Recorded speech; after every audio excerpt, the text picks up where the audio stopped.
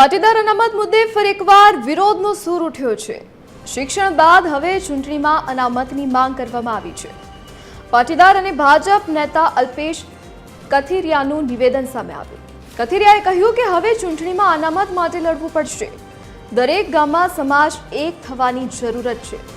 સત્તા અને સિસ્ટમમાં ભાગીદાર બનવું પડશે તેવું પણ તેમણે કહ્યું। વધુમાં કહ્યું કે સરકારમાં રજૂઆત અને હાઈકોર્ટમાં પિટિશન દાખલ કરી 3 માસ પહેલા લાગુ 27% અનામતના નિયમનું પરિણામ ખરાબ આવશે।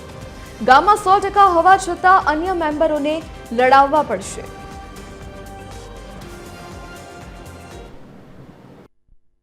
હજી આવનારા દિવસમાં આનાથી સ્થિતિ ભયંકર એટલા માટે બનશે કે 3 મહિના પહેલા સમગ્ર ભારતમાં, યાદ રાખજો, 3 મહિના પહેલા સમગ્ર ભારતમાં પંચાયત, જિલ્લા પંચાયત ને તાલુકા પંચાયતની ચૂંટણીઓમાં પણ 27% ઓબીસી નો નિયમ લાગુ પડ્યો છે। યાદ રાખજો આની પરિસ્થિતિનું કેટલું તમને ખરાબ પરિણામ મળવાનું છે। તમે છો તોય તમારે 27%માં ભાગ આપવાનો છે। 100% તમારા ગામની તમારી હશે ને તોય તમારે વોર્ડમાં 5 મેમ્બર રહેતા હશે ને 5માં 3 ને લડાવવા પડશે। તમને એમ થતું હશે કે અનામત શું નથી, એવું મિત્રો।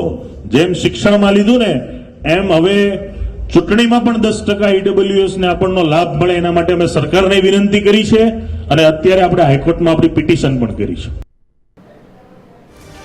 તો શિક્ષણ બાદ હવે ચૂંટણીમાં પણ અનામતની માંગ કરવામાં આવી છે। પાટીદાર અને ભાજપ નેતા અલ્પેશ કથિરિયાએ નિવેદન આપ્યું।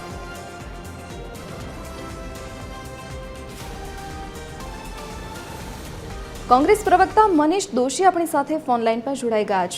जी मनीष भाई, कथिरियाए निवेदन आप्युं छे, तेमणे मांग करी छे के हवे चूंटणीमां पण अनामत जोईए छे। शुं कहेवुं छे आपनुं?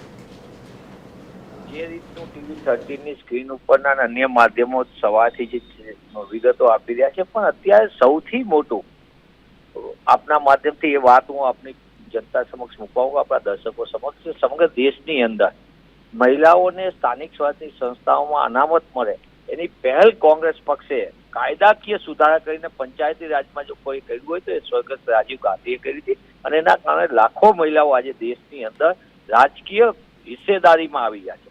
કોંગ્રેસ પક્ષની હંમેશા એ રહી છે, નીતિ રહી છે કે સર્વ સમાજ અને સર્વ લોકોનું હિસ્સેદારી રહે। રાજકીય સશક્તિકરણથી જ દેશનું સશક્તિકરણ થશે અને એના માટે મહિલા એ સૌથી મોટો વર્ગ છે।